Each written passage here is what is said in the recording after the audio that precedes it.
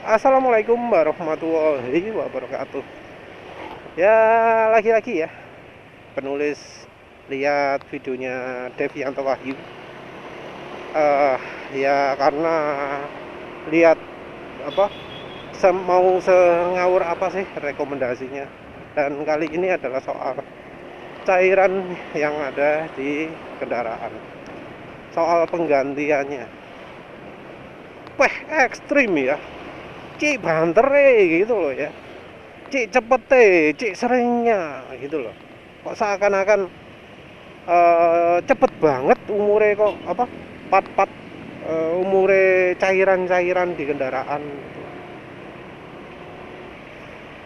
Ada beberapa yang menurut penulis itu terlalu sering, terlalu apa jenenge, terlalu segera, terlalu pendek masa pakai cairannya.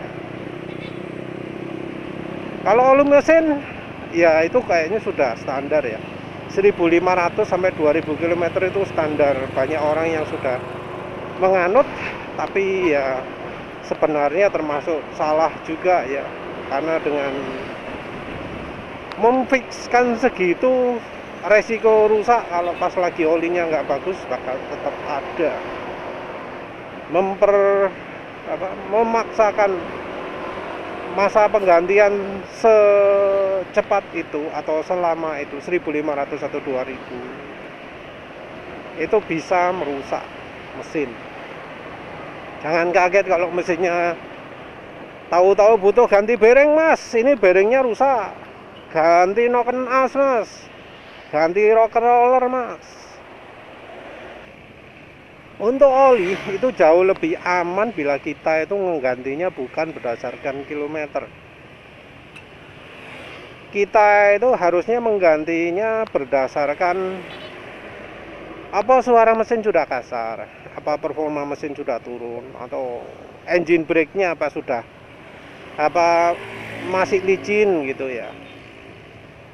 Jadi jangan pakai acuan kilometer. Dari performa juga boleh. Jadi apakah performanya masih bagus, apakah top speednya masih bagus, seperti itu. Atau ya seperti sebelumnya penulis demokan, apakah ketika gas dilepas mesin seperti kena rem. Jadi begitu dilepas gas langsung ngak gitu ya, mesinnya kayak kecekek minta berhenti gitu ya. Bisa pakai itu. Paling gampang saya suara kasar. Kalau yang bisa cermati yang lain itu dari warna olinya dan juga volume olinya masih utuh apa enggak, seperti itu. Jangan pakai acuan kilometer, karena kalau pas olinya dapat yang buruk, dapat yang palsu, atau misal pas komponennya jadi ada yang bermasalah karena olinya yang buruk, terus akhirnya pistonnya ngancing gitu ya, kita nggak sampai kebablasan ganti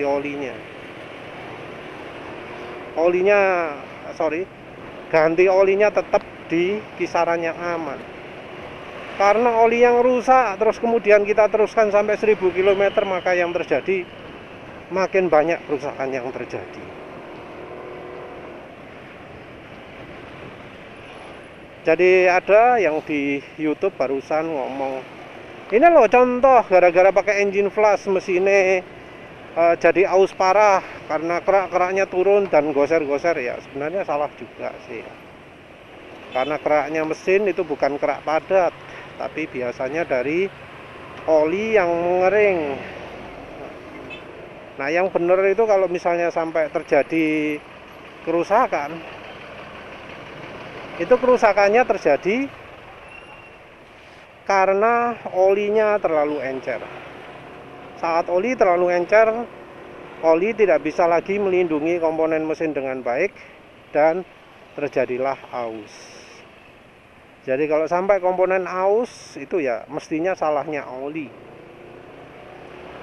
Entah karena olinya memang jelek dari awalnya atau olinya sudah rusak. Jadi penting sekali untuk ganti oli itu Enggak berdasarkan kilometer, tapi berdasarkan kondisinya. Nah, secara standarnya pun ya, kalau mau pakai pengukuran, secara standarnya pun, oli itu diganti berdasarkan rekomendasinya laboratorium. Kalau misalnya di kendaraan-kendaraan alat berat gitu ya. Jadi di kendaraan alat berat diambil samplingnya, dilihat apakah olinya masih bagus. Nah, kalau masih bagus ya silahkan pakai terus. Kalau sudah jelek direkomendasikan ganti. Jadi pemakaian uji laboratorium itu seperti itu ya. Yang kalau di Indonesia itu malah aneh ya. Nggak ada yang ngomong, oh ganti oli sesuai rekomendasi laboratorium. Enggak. Tapi ganti oli sembarang lah sekarang. Misal per 2000 km habis itu diuji lab. Salah itu ya. Kalau misalnya benar pingin memanfaatkan uji lab, maka tiap berapa kilometer sekali oli dikirim ke lembaga uji oli, terus tanya ke lembaganya, ini sudah saatnya ganti oli atau belum. Tapi mungkin karena itu terlalu mahal ya, bisa sampai jutaan atau puluhan juta. Jadi orang Indonesia mampunya cuma ganti saenake, wis pokoknya mbuh telat, mbuh gak telat, pokoknya ganti saenake, nggak ada acuannya, nggak ada apa nih. Cuma pakai omongannya mekanik yang nggak ada dasarnya. Terus habis itu hasilnya diuji lab. Itu salah sih. Kalau nggak bisa uji lab ya pakai yang ciri lain-lain lah. Ciri dari kalau olinya sudah buruk. Ciri oli sudah buruk kan ya sering sudah dijelaskan toh ya. Di belakangnya bungkus oli, di mana-mana lah ya. Oli yang bagus itu suara mesinnya halus, getaran mesin minim, performa mesin oke, dan seterusnya. Terus selain oli mesin, ada minyak rem. Nah, mengapa ya rekomendasinya kok pendek banget, 10.000 km atau 1 tahun? Karena minyak rem itu kok rasanya kalau di mobil nggak pernah denger ya namanya flus oli mesin, oli rem itu, minyak rem itu. Kadang malah mulai dari kendaraan baru sampai lama cuma ditambah tok, nggak ada istilahnya diganti. Sekalipun di buku manual pun rasanya nggak sependek itu ya, nggak sampai 5.000 km gitu ya, 10.000 km gitu. Rasanya jauh lebih lama ya umurnya minyak rem. Dari pabrikan minyak rem pun rasanya nggak ngomong 10.000 km harus ganti, setahun harus ganti.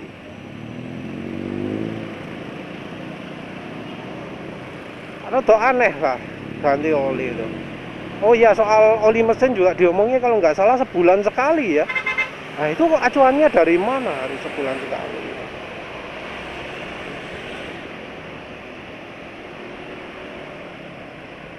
Karena contohnya ya yang servis pertama itu kan ada yang ngomong berapa? 4 bulan, 3 bulan ya. 3 bulan 800 km kalau nggak salah NMAX ini. Lupa tulis. Tapi kan beberapa bulan, nggak cuma sebulan. Walau memang ada sih yang rekomendasinya sebulan langsung servis pertama, ada sih. Entah yang merek apa, mungkin Honda kali ya, lupa. Tapi yang jelas ganti oli rasanya nggak harus dipaksa tiap bulan kok. Jadi minyak rem kalau menurut penulis ya sebenarnya itu tergantung dari sifat minyak remnya itu sendiri. Karena ya bahkan sekelas Harley pun ya sampai mengeluarkan recall ketika ternyata minyak rem harus ganti tiap 2 tahun sekali. Sampai ada recall seperti itu karena dianggap bermasalah minyak remnya. Seharusnya nggak separah itu. entah nanti nemu recall minyak rem atau enggak. Penulis sendiri ya sering ya motornya pakai rem cakram, dan sering kali penulis nggak ganti sama sekali minyak rem. Mungkin yang pernah ganti itu yang merek Honda, tapi ya seperti penulis sering bilang, cairannya Honda itu, minyak rem, olinya, grease, sembarang wis pokoknya cairan radiator. Yang mereknya HM itu kan kualitasnya paling rendah. Ya kalau pemilik motor Honda normal lah ya ganti lebih sering. Tapi kalau misalnya yang merek lain-lain kayak NMAX ini penulis sudah punya 3 tahunan lah ya, hampir 3 tahun. Tapi ya rem tetap bekerja dengan baik gitu. Bisa jadi malah kalau sering ganti minyak rem itu malah menimbulkan masalah, terutama ketika mekaniknya nggak begitu mahir ya dalam mengeluarkan anginnya. Juga ada beberapa contoh habis ganti minyak rem malah bermasalah, itu juga ada kan. Jadi kalau untuk ganti minyak remnya itu penulis nggak setuju terlalu cepat. Selain dari minyak rem, oli suspensi. Nah, oli suspensi juga ya 10.000 km itu menurut penulis terlalu cepat. Oli suspensi itu paling enggak bisa sampai 20.000 km lah. Tapi mungkin itu pakai acuannya merek Honda yang lagi-lagi kualitas pelumasnya itu paling buruk daripada merek-merek lain. Jadi oli suspensi kalau bisa jangan pakai merek AHM ya, pakai merek lain. Dan perhatikan ya betul-betul soal merek, karena penulis pernah pakai oli suspensi merek GPA, Global Petro Amerika. Waduh, amit-amit cepet banget rusaknya. Kira-kira belum 1000 km, mungkin beberapa ratus kilometer, 500 kilometeran gitu ya, sudah rusak olinya sehingga suspensi ini wis mulai kacau lagi. Jadi benar-benar perhatikan ya, jangan sembarangan dalam milih pelumas oli itu, harus benar-benar hati-hati. Minim pakai merek punya Suzuki atau punya Yamaha lah, Yamaha Loop, agar ya lebih awet. Terus selain itu dari kulan juga begitu. Kok 10.000 ya kulan ya? Kulan menurut penulis itu ya harusnya jauh lebih awet. Karena kulan itu kayaknya desainnya 40.000 km. Dan itu kulan yang model paling jelek ya. Kulan 40.000 km itu yang model paling jelek. Bukan kulan yang EOT atau apalah, OET atau apa, organik, ET, sembolah. Pokoknya yang kulan organik itu justru bisa sampai ratusan ribu ya. Mulai dari 100.000 km umurnya. Seawet itu kulan. Jadi kalau disuruh ganti lebih sering, ya jangan mau ya. Jangan mau. Ya, tapi kecuali kalau mereknya Honda. Kalau mereknya Honda, ya yang cerdas. Berikutnya jangan pakai merek Honda lagi, jangan merek AHM.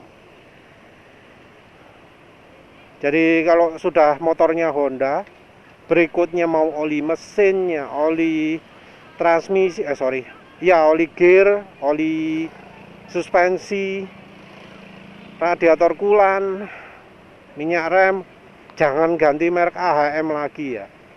Seumur hidup hindari merek cairannya AHM kalau pingin aman. Terus apalagi yang terakhir, radiator kulan,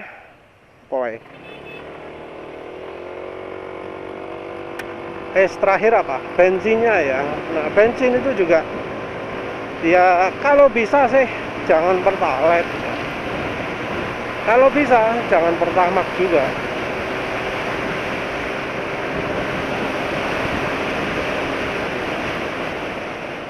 pakai merek lain lah kalau bisa.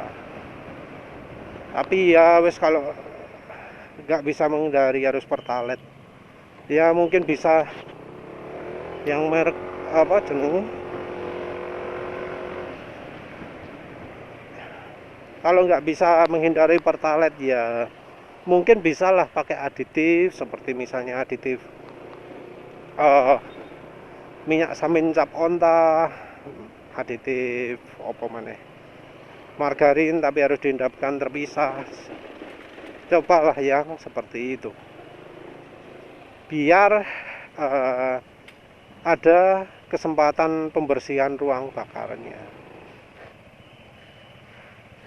Tapi intinya ya, baiknya perhatikan betul bahwa kalau misalnya cairannya bagus, itu yang direkomendasikan oleh Bro Devianto Wahyu itu terlalu cepat. Tapi kalau cairannya buruk ya, itu bahkan bisa lebih pendek masa pakainya daripada yang rekomendasi Bro Devianto Wahyu. Jadi penting sekali untuk tahu hal itu. Ini berlaku untuk oli mesin, cairan minyak rem, oli suspensi. Ya wes itu aja ya. Terima kasih sudah menonton. Assalamualaikum warahmatullahi wabarakatuh.